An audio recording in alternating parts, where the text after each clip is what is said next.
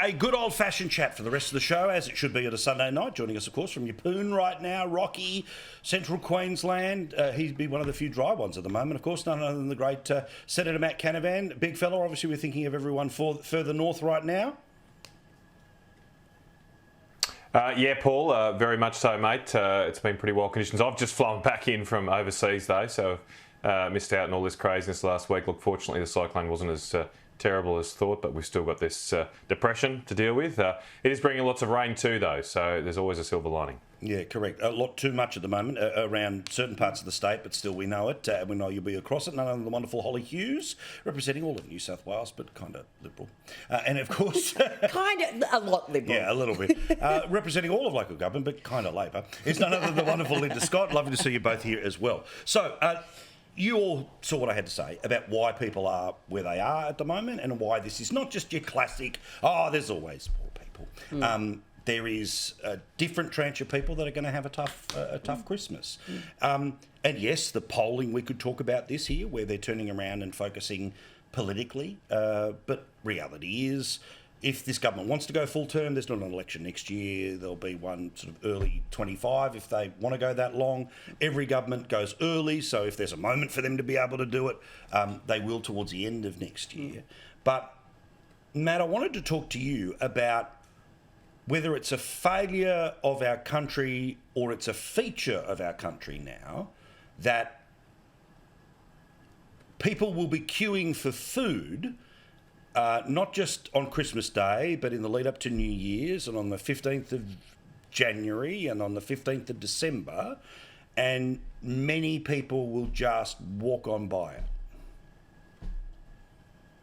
Well, look, it's the best time of the year and it's the hardest time of the year for many people that are doing it tough. And that's always the case. There's always people that are obviously doing it tough this time of year, and all of us should consider how we can help those less fortunate than ourselves. Of course, it's also, for lots of people, a great celebration of family and coming together.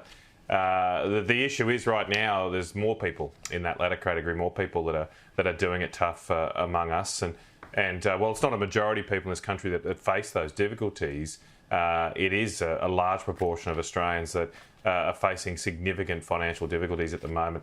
Inflation's through the roof. We've had a couple of years now of real wages falling. Our economy overall is still growing, but that's only really because of migration.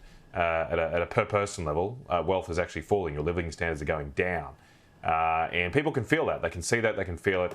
And I don't think they are seeing the same degree of urgency and concern from their political leaders right now, who continue to speak about emissions targets in decades to come, not how they're going to manage the budget over the next year or two, these practical issues. And if this government has a self-preservation instinct, they'll need to rediscover that ability to connect with Australians and talk about the issues that are front and mind for them over the next year. Well, you know, this was the Prime Minister. Part of his Christmas message, he's getting in nice and early here, was to talk about, we're doing something about cost of living. But I've got to say, every Prime Minister, regardless of the ones you vote for or not, they all sort of end up in a prime ministerial bubble after a while, and they start to think when you give the biggest number possible, it shows the government's really helping.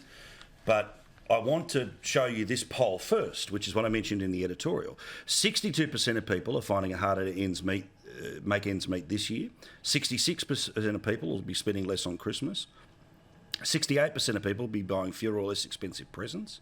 63% of people will be spending less on celebrating when it comes to meals, and 52% of people won't be travelling. So again, we are talking about mainstream Australia. The absolute bulk of normal, suburban and regional Australia, match that up with the Prime Minister. Families are feeling pressure. As a government, our main focus has been on delivering cost of living relief while taking pressure off inflation. Around 1.2 million families are receiving cheaper childcare. We helped up to 5 million households and small businesses with rebates on their energy bills. Real wages have increased for the last 2 quarters. So, Holly, here's what's missing. If 60-something% of people real have wages answered, haven't increased the last 2 quarters, so I think the truth is missing there for a start. But literally, I mean, again, 60-something% of people. This is a poll in the Sydney Morning Herald, right? They are, and believe me, Channel 9 newspapers are searching for the bounce back, and they'll be there pushing and squeezing the numbers till there's a bounce back next year. Again, Prime Minister can't turn around in the prime ministerial car and pick everyone up off the street, and you can't open up the lodge and turn it into a giant place for everyone to hang out for Christmas. But I just think that he's a little lost in the bubble about the big numbers of millions and thinking that that connects to the millions more who are living it like that. Well, I mean, for a start, real wages have not increased. Real wages have continued to decline under this government, and significantly so. So there are very few Australians that will be out there listening to that and thinking, I have more money in my pocket than I did 12 or 18 months ago, because that is simply not the case.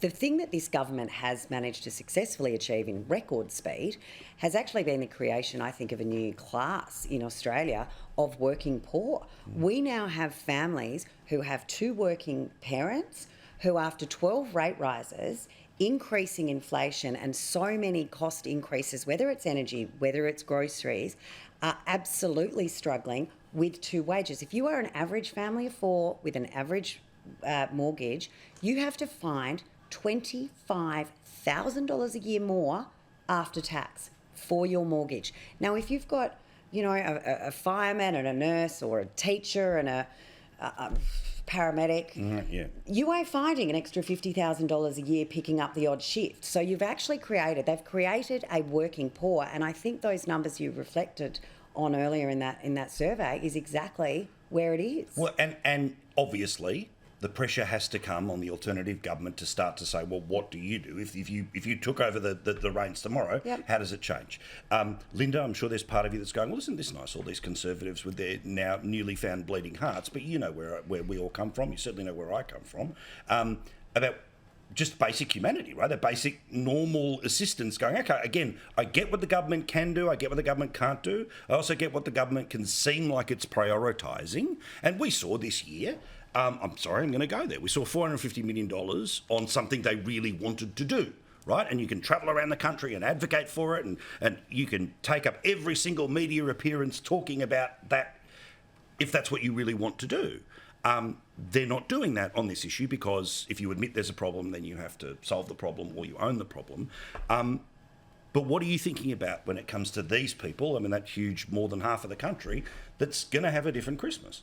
Look, I don't think anybody's arguing. I certainly would never argue that this year in particular, there's not a whole lot of Australian families that are finding it really difficult. There's always people who are insulated from cost of living pressures and, of course, from inflation. But governing during a period of record, length inflation, sticky inflation right across the world that started, we know, to bump up when the Russian invasion of Ukraine happened, and has carried over and is a lot stickier than many economists predicted and most people want.